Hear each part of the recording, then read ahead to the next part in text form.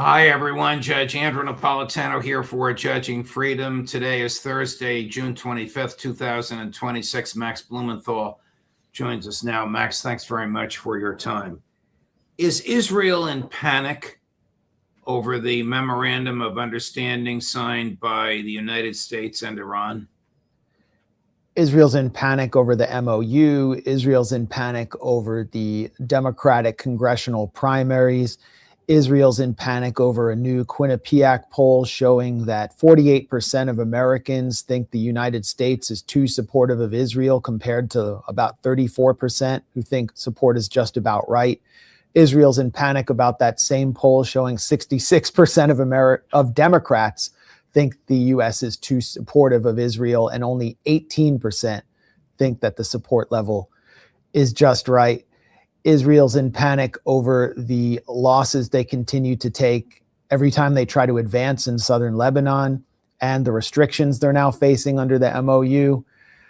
And the panic is playing out in the form of a just overall crash out on social media and the media as a whole by Israel's various proxies and cutouts. And it might look absurd to the rest of us, but it suggests Israel's moving into a more dangerous posture as its back is increasingly against the wall following the failure of the war it instigated against Iran.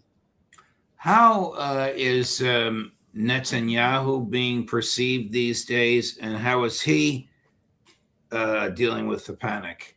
He's got to be terribly, terribly panicked because of the consequences to him when his government collapses. Well, if you want to know how he's perceived in the United States, his approval rating is at 20%, according to that new Quinnipiac poll. His disapproval rating is 48%. And the rest of Americans who responded to that poll had never heard of him. I mean, this is a foreign leader of a very small state. He's probably one of the most well-known foreign leaders in a country where many Americans can't even name that many foreign countries. So it's pretty significant when his disapproval rating is that high. In Israel, his disapproval rating is extremely high. It might even be higher. That doesn't mean that he is necessarily, immediately imperiled, because there are no other clear successors. But he's at his weakest point in Israel. And without a war, he is in real danger. The Netanyahu coalition was going to fall before October 7th. And now I think he's back in the place he was before October 7th with the MOU and Israel continues to take losses in southern Lebanon. But he can't leave southern Lebanon or have the military leave, because now it's the principal lever for jamming up the MOU and unraveling it. So even if he did leave office voluntarily or involuntarily, he's going to be replaced by someone, maybe with a nicer personality, maybe with a more amiable spirit, but the policies will be nearly the same. Isn't that so?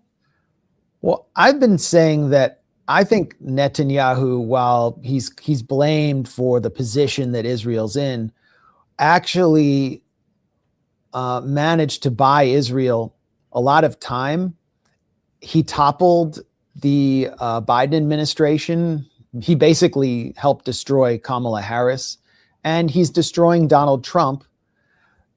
And he could destroy any further administration because he has been able to connect so deeply through the Israel lobby and through Israel's cutouts in the U.S., which he helped develop going back to the 1980s and 90s as the main Hezbollahist or propagandist for Israel.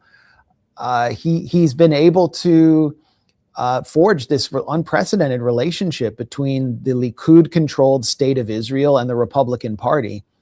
And I don't think replacing Netanyahu will provide Israel with a clear answer.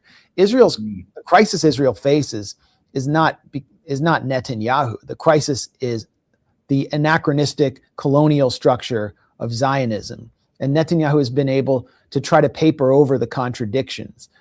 But if he's replaced, It could be with someone who is positioning himself in many ways to his right, like Naftali Bennett, who comes Oof. from the Likud party, who is one of the few figures who speaks fluent English, who's vying for prime minister, and actually was raised in California, is close to the whole Israeli tech sector, but is very aligned with the settlement movement, and recently attacked Netanyahu for not providing enough support to destabilize Iran internally, and said that he will be the more effective figure to generate regime change in Iran. And then to Netanyahu's left, you have someone like Gabi Ashkenazi, who is the intellectual author of the so-called Dahia doctrine of disproportionate force and attacking civilians.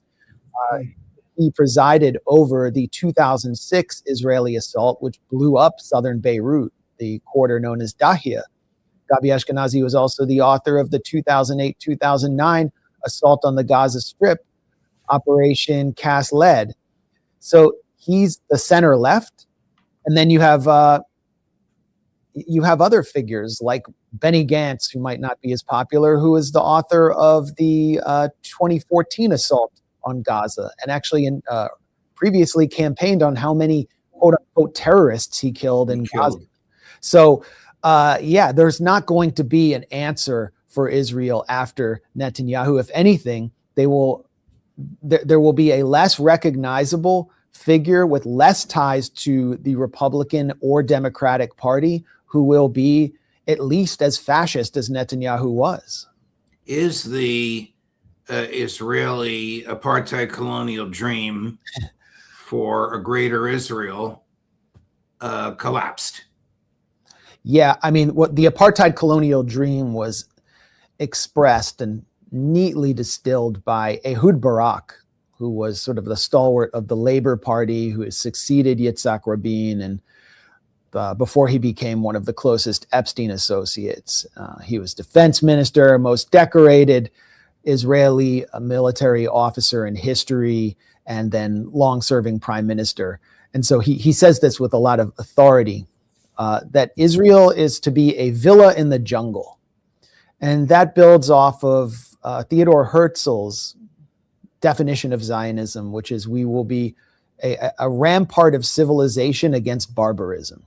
And so the idea there is that Israel will provide a class of Jews who enter their undefined militarized frontiers with a first world standard of living in which they will enjoy total security.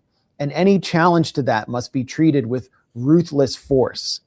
As Moshe Dayan, the former Israeli chief of staff, said in, I think it was the early 50s, that we cannot plow a field or build a house without the cannon and the steel helmet. So it's a completely colonial mindset in which any challenge to total European-style security has to be basically treated with genocidal force. But they did that after October 7th. And they mobilized the whole of their society, the reservists, everyone, to carry out this genocide. And yet they still are in a state of vulnerability in which at any moment Iran could rain down ballistic missiles, and the supposedly impenetrable Iron Dome and the Arrow system and all of the THAAD missiles that the US brought to bear, repositioned from Asia and Ukraine, did not stop them. And so there is this constant sense of insecurity in Israel, which really erodes the very purpose of Zionism, while at the same time, if you are where I am, as a Jew, we are living through a golden age here in the United States. So Zionism has failed. What kind of shape is Hezbollah in today? Hezbollah has proven to be extremely resilient, and it has flipped the script on Israel with its FPV drones, which they have declared are revenge for the pager attacks. The pager attack was psychologically one of the biggest blows Hezbollah has ever suffered. And now they have taken this cheap technology and are using it to hammer Israeli positions, across southern Lebanon, and Israel has no answer to that. Israel also predicted that after assassinating Hassan Nasrallah, who was really the spiritual leader of Hezbollah as its general secretary and its key tactician, someone who was also providing advice and was very influential within Iran, that Hezbollah would no longer have any leadership. The new general secretary, Naim Qassem, has proven to be a force in his own right, and I think he was underestimated, as well as Hezbollah's arsenal. Israel has been unable to unable to take one of its key targets, the Ali al-Tahrir Hill, which is it was actually a fortification built by Israel during its occupation of southern Lebanon in the 1990s, just south of Nabatea.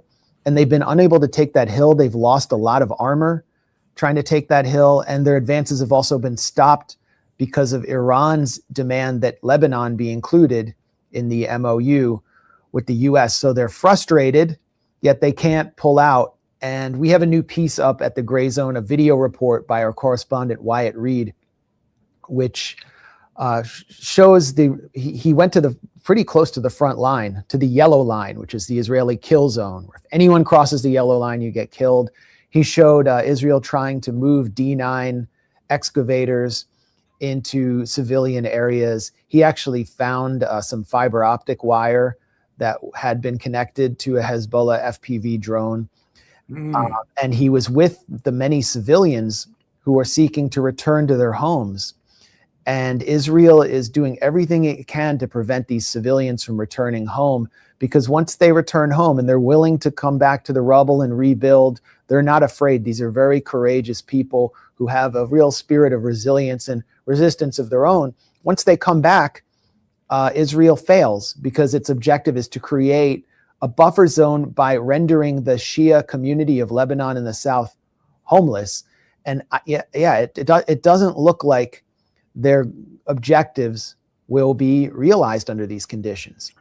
I'm switching gears, Max. How do you read the recent New York City primaries in which serious progressives defeated mainstream liberal Democrats, including the defeat of an incumbent Congressman, Dan Goldman, who is Jewish, by a progressive who also is Jewish?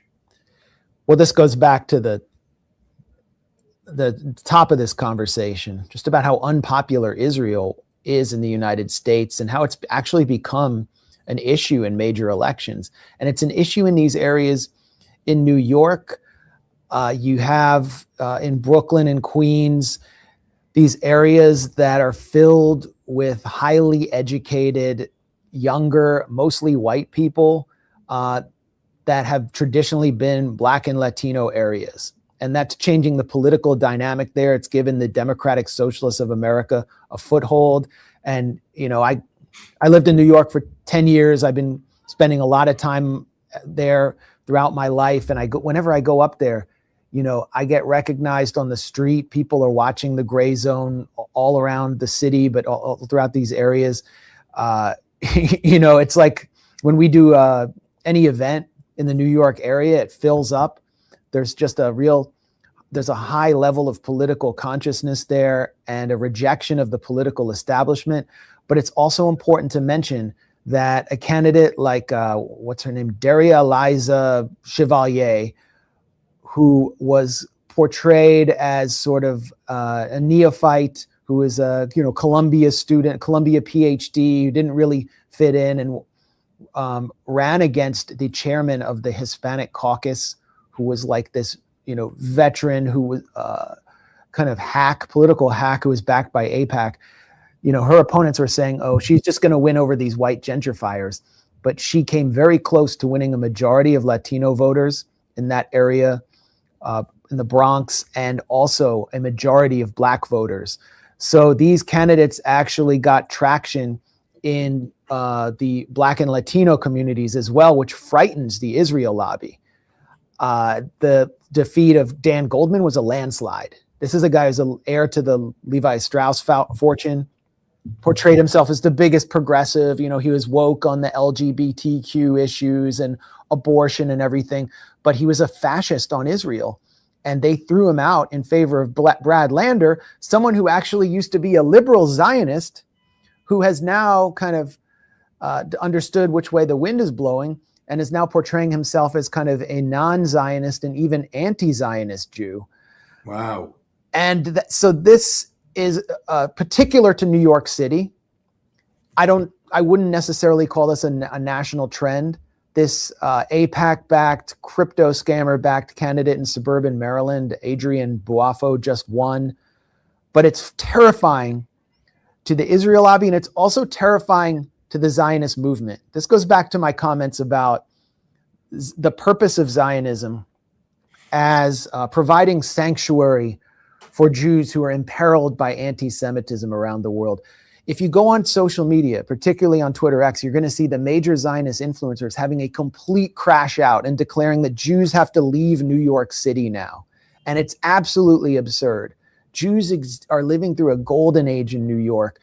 And these candidates, Brad Lander, how do they threaten Jews with a new Kristallnacht? Right, it's absurd. Right. It really exposes how out of touch the Zionist movement in America is if they just for a second accepted the golden age, the unprecedented, unbelievable privilege and power and protection that they still enjoy in New York City, then the whole idea of Israel as a sanctuary for Jews begins to melt away and has no purpose any further. So they have to perpetuate this lie, and they're doing so based on the victory of a handful of candidates who campaigned against AIPAC. And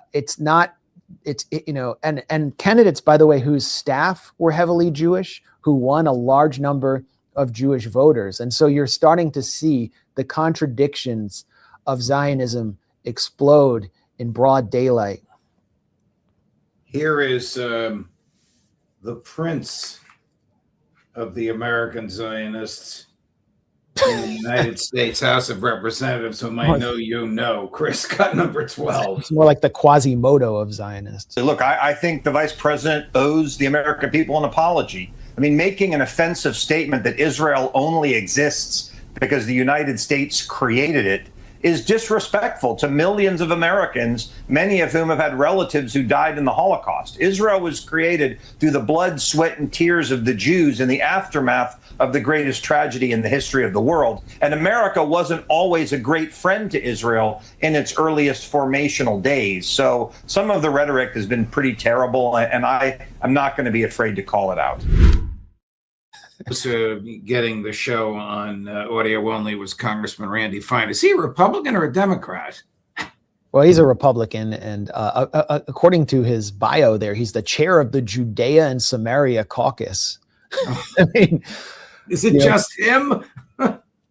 Let's go and ask hardworking Americans how what they think about the Judea and Samaria caucus, and if that applies to their kitchen table situation. I mean, it's the contradictions of Zionism are exploding. He's claiming that Israel doesn't need the United States, that Israel didn't need the United States when it was established in 1948 by the United Nations, which had been built by the Rockefellers in New York City, that vote hadn't been pushed by the United States, that Harry Truman didn't have to be pushed on that vote to support the creation of a state of Israel. The United States, I would like more of this. I would like to hear more Zionists like Randy Fine declare that Israel doesn't need the United States. And then we won't need Section 224 of the NDAA, which is calling for Israel's military to integrate with the United States military in order to buy Israel more time, which will allow Israel to actually infiltrate American weapons systems and America's defense production base. It's obvious that what he's saying is a show of desperation, as right. J.D. Vance expresses the reality that we all understand, that everyone knows. And it should be mentioned that, Vance continues to escalate this reality-based rhetoric. He has a new interview with someone named Sohrab Ahmari at Unheard, which is a publication that has published some criticism of Israel, and he welcomed him onto Air Force Two. Amari has, used to be a neocon, one of the leading Persian voices for regime change war on Iran. And he changed. He converted to Catholicism and became a sort of conservative opponent of war on Iran. Yes, by hosting. I know Soreb pretty well. In fact, the priest who converted him is a longtime friend of mine. He was converted through Opus Dei, so he's a traditionalist Catholic. He's not a crazy person. Yeah. So this shows that J.D. Vance is sort of mobilizing these anti-war figures more on the right as proxies to sell the MOU, and he's been given permission to do so. Other figures in the White House are attacking the critics of the MOU within the Republican Party and within the right. So they seem, Vance seems to be serious about pushing this, and so I think we're going to see the clash deepen within the Republican Party. Yes, that's why I raised fine, not because of your personal encounters with him, which I knew would get a smile on your face, but because these are deep fissures in the Republican Party. I know you want to talk about the Colombia presidential election, but I have to go, so maybe we can do that next week. We might even know more about it by then. But thank you very much, Max. Well, it looks like it was rigged. Yes. All right. Well, that's a good teaser. You'll tell us why you understand that when we discuss it next week. All the best, my friend. Great seeing you. Okay. Bye-bye. And coming up in a half an hour, if you're watching us live in 35 minutes at 3 o'clock, we found him, Pepe Escobar. Judge Napolitano for Judging Freedom.